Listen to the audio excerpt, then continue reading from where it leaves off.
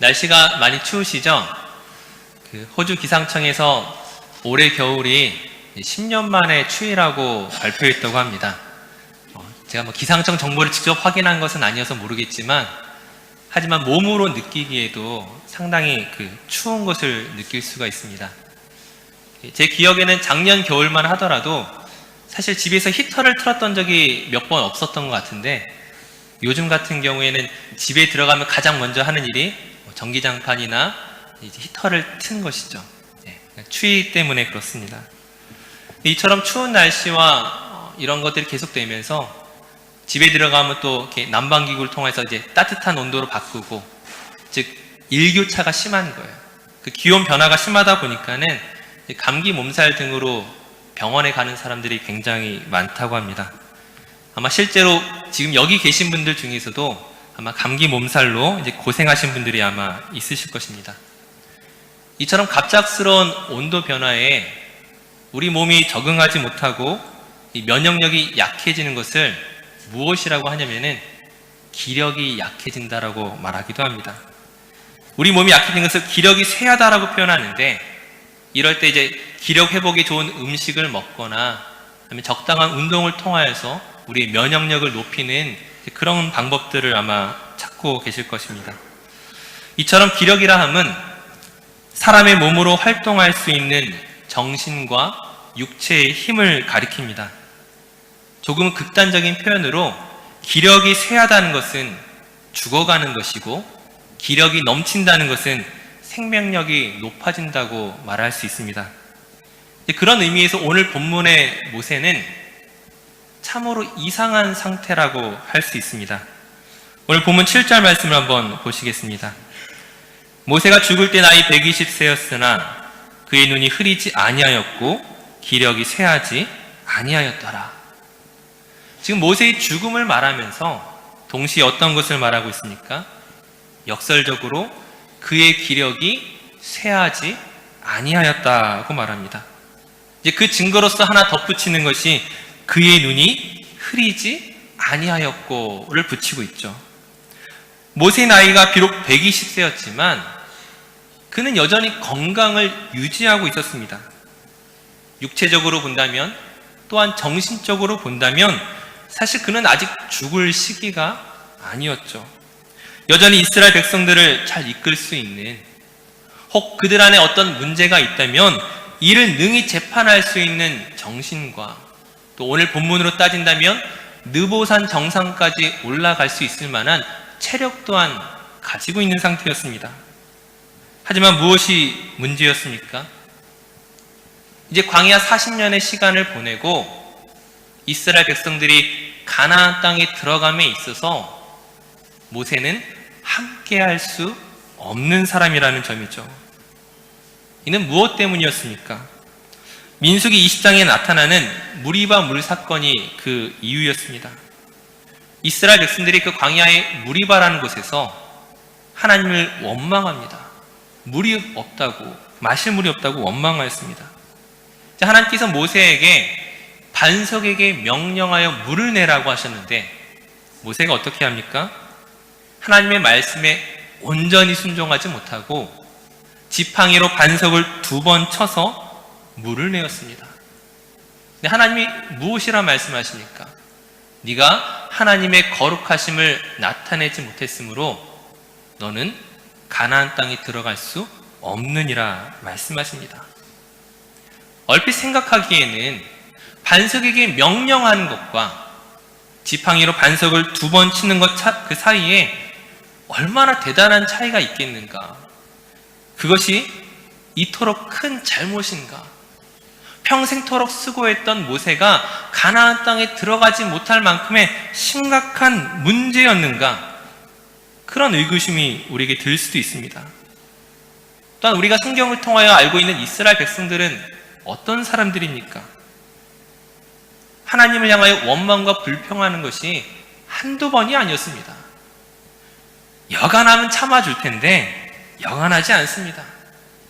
아마 우리가 그 자리에 있었다면 우리는 어떻게 하겠습니까? 아마 지팡이로 반석을 10번이라도 쳤을지도 모르겠습니다. 더구나 모세는 또한 어떤 사람입니까? 온유함이 지면의 모든 사람보다 더하다라고 하는 하나님의 평가를 받았던 사람이었습니다.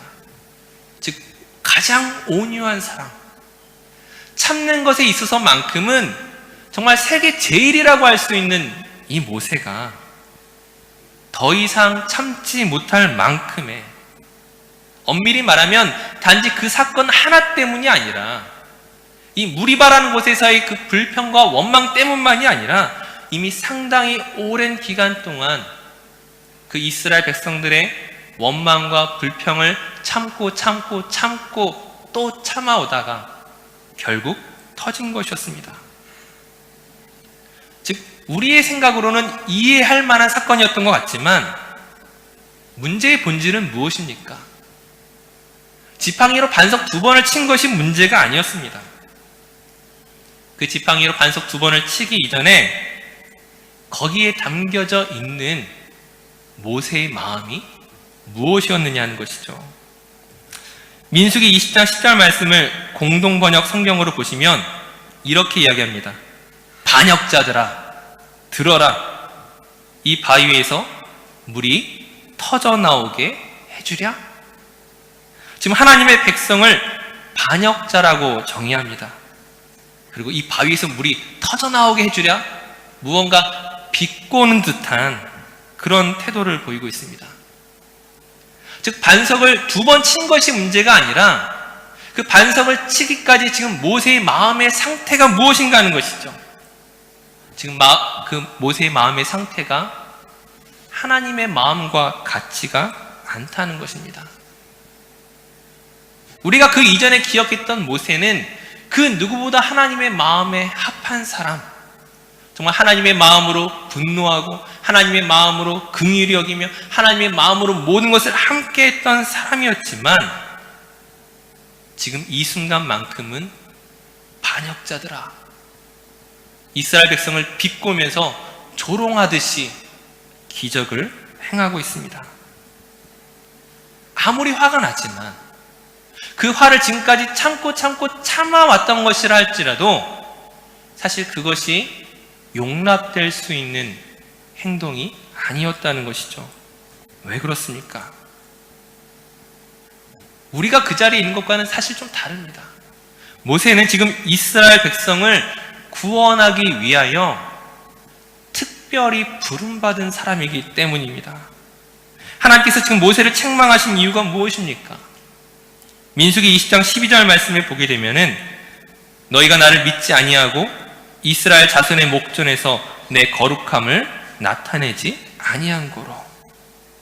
모세는 이스라엘 백성들 앞에서 하나님의 거룩함을 나타내야만 하는 사람입니다. 이스라엘 백성들은 모세를 통하여서 하나님을 경험합니다. 모세를 통하여 하나님이 어떤 분이신지를 알게 됩니다. 모세를 통하여, 그를 통하여 그 나타나는 기적으로 말미암아 하나님의 영광과 위엄을 바라보게 되는 것이고, 그 모세의 애끓는 중보기도 속에서 그 하나님의 사랑과 긍휼을 경험하게 되는 것입니다.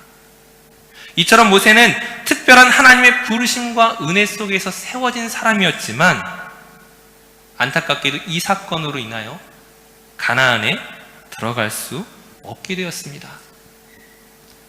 하지만 오늘 우리가 살펴보고자 하는 것이 모세가 얼마나 큰 실수를 했는가, 그것을 말하고자 하는 것이 아니죠. 오히려 이런 실수로 말미암아 모세가 더 우리의 훌륭한 믿음의 모델이 될 수 있음을 우리가 살펴보고자 합니다. 즉 모세와 같은 사람도 실수할 수 있습니다. 온유함이 지면의 모든 사람보다 더하다는 평가를 받는 사람이지만 그런 모세조차 자신의 감정을 컨트롤할 수 없을 때가 있었습니다. 중요한 것은 무엇입니까? 그 잘못 이후에 그 실수와 잘못을 되풀이하지 않는 것입니다. 앞서 살펴본 것처럼 모세가 이스라엘 백성들을 향하여 반역자들아 라고 말하는 것에는 지금 어떤 의미가 담겨져 있었습니까? 반역이라 함은 그 다스리는 사람을 따르지 않고 반대한다는 것입니다. 즉 모세가 이스라엘 백성을 향하여 반역자들 할 때에는 너희가 나를 따르지 않는 것에 대한 그런 마음들이 담겨져 있죠. 하지만 엄밀히 말하면 지금 이 이스라엘 백성들은 누구의 백성입니까? 모세의 백성이 아닙니다. 내 백성이 아니라 하나님의 백성이죠. 하지만 모세가 이스라엘 백성을 수십 년 동안 이끌어 오면서 어느덧 하나님의 백성이 아니라 마치 내 백성인 것처럼 생각하고 있었던 것입니다. 그렇기 때문에 내 뜻을 따르지 않을 때, 혹은 나에게 불평할 때, 나에게 원망할 때, 나를 비판하고 판단할 때에 마치 그것이 반역이라고 여기는 것이죠. 너희가 감히 나를 반대해? 너희가 감히 나를 원망해? 그런 마음이 모세의 마음을 채우고 있었던 것입니다. 어찌 보면 이것은 당연한 결과였을지도 모릅니다. 오늘날로 말하면 행정과 사법과 군사와 종교와 모든 영역에 이르러 모세는 최고의 자리에 있었습니다. 자리가 사람을 만든다는 말이 있듯이 이스라엘 백성을 모든 영역에서 이끌고 가면서 사실 그의 마음이 조금씩 바뀌어질 여지가 있었다는 것이죠. 그가 80세에 하나님의 부르심을 받을 때는 어떤 모습이었습니까? 내가 너를 이스라엘 백성에게 보내겠다. 애굽으로 가서 내 백성을 구원하라. 하나님이 말씀하실 때 모세가 어떻게 반응하였습니까? 내가 무엇이 간대? 내가 누구이 간대? 애굽에 가겠습니까? 아닙니다. 저는 말을 못하는 사람입니다. 하나님이 설득하시고 나중에는 분노하시면서까지 모세를 다그쳐서 애굽으로 보냈습니다. 그랬던 모세가 이스라엘 백성을 이끌고 오는 동안 어떻게 너희가 나한테 원망할 수 있는 거야? 너희가 어떻게 나한테 불평할 수 있는 거야? 그렇게 그의 마음이 바뀌어져 갔던 것입니다. 하지만 이제 하나님의 책망을 통하여 지금 무엇을 깨닫게 되는 것입니까? 하나님의 그 엄한 경고 앞에서 네가 가나안 땅에 들어가지 못할 것이다 라는 그 하나님의 징계 앞에서 그가 무엇을 깨닫게 되는 것입니까? 출애굽 2세대들이 약속의 땅 가나안에 들어감에 있어서 더 이상 자신은 적합하지 못하다는 것을 깨닫게 된 것입니다. 물론 가나안 땅에 잠깐이라도 들어가 보고 싶습니다. 지금 자신은 아직도 기력이 넘치고 있습니다. 지금 광야에서 태어나고 자랐던 사람들보다, 이 어설픈 이스라엘 백성들보다 자신이 이들을 이끌고 가는 것이 훨씬 더 낫죠. 아마 그에게는 이스라엘 백성을 위하여 더 봉사하고픈 마음이 있을 것입니다. 자신의 지혜와 자신의 리더십이 분명히 도움이 될 수 있을 것이란 확신이 있습니다. 하지만 그러한 인간적인 판단을, 자기의 확신을 하나님의 말씀 앞에서 내려놓는 것이죠. 하나님의 말씀 앞에 겸허히 그 모든 것을 순종하며 다음 세대를 이끌어갈 그 리더십을 여호수아에게 건네는 것입니다. 나 아직도 무엇인가 더 할 수 있을 것 같은데라는 그 마음을 접는 것이었습니다. 사실 이러한 결정이 얼마나 어려운 것인지를 우리 또한 잘 알고 있습니다. 우리나라를 비롯한 세계 정치의 역사를 보게 되면은 어떤 한 나라의 권력자가 자기의 권력을 순순히 내려놓고 물러나는 경우를 얼마나 봤습니까? 찾아보기 힘들죠. 그럴듯한 명분과 불법적인 힘을 통하여 자기의 권력을 더욱더 유지하기에 바쁘지, 내가 가진 모든 것들을 순순히 넘겨주는 사람이 드뭅니다. 그리고 안타깝게도 교회 역사에서도 마찬가지이죠. 오늘 한국교회의 가장 큰 화두 중에 하나는 아마 세습의 문제일 것입니다. 세습이란 무엇입니까? 한 집안의 재산이나 신분이나 직업 따위를 대대로 물려주고 물려받는 것입니다. 근데 이 세습이란 단어가 교회라는 단어와 연결될 때 이것은 결코 있어서는 안 되는 일이죠. 왜 그렇습니까? 이스라엘 백성들이 모세에게 있어서 내 백성이 아니라 하나님의 백성이었던 것처럼 교회는 누구의 교회가 아니라 하나님의 교회이기 때문입니다. 그럼에도 불구하고 많은 사람들이 그 수많은 반대를 무릅쓰고 여러 가지 이유를 대면서 혹은 법을 무시하면서까지 교회를 세습하고 오히려 이것이 하나님의 뜻이라고 주장하는 사람들이 여전히 있습니다.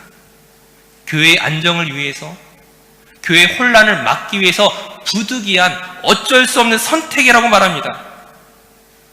그런 사람들에게 오늘 모세가 무엇을 말하겠습니까?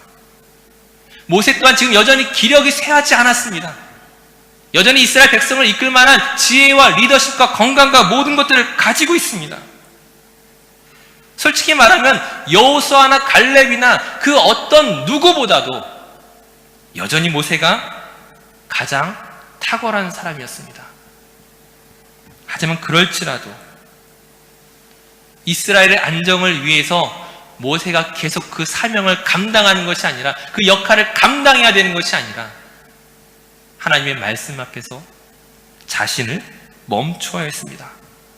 힘이 없어서가 아니라 지혜가 부족하기 때문이 아니라 건강이 모자르기 때문이 아니라 하나님의 말씀에 순종하며 자신을 멈추었던 이 모세가 오늘날 한국교회를 바라보면서 과연 무엇이라 말할지 두렵지 않을 수가 없습니다. 이것은 나라와 교회에만 해당되는 일이 아닙니다. 이것은 우리 가정에게도 마찬가지입니다. 각 가정에서 자녀를 키울 때에 이 자녀는 하나님이 주신 가장 귀한 보물임과 동시에 나의 꿈을 이루는 대안이 아니라 하나님의 자녀요, 하나님이 내게 맡기신 그 책임을 우리가 감당해야 하는 것이죠. 사랑하는 성도님들, 모세가 하나님의 부르심을 받을 때에 자신이 이 수백만 이스라엘 백성들을 이끌게 될 것이라고 그는 한 번도 상상하지 못했을 것입니다. 자신은 능력이 없다면서, 말을 잘 못한다면서 계속 피하기만 했던 그를 하나님께서 기어이 불러내시고 능력의 종으로 사용하셨습니다. 그 자체가 이미 놀라운 하나님의 은혜입니다.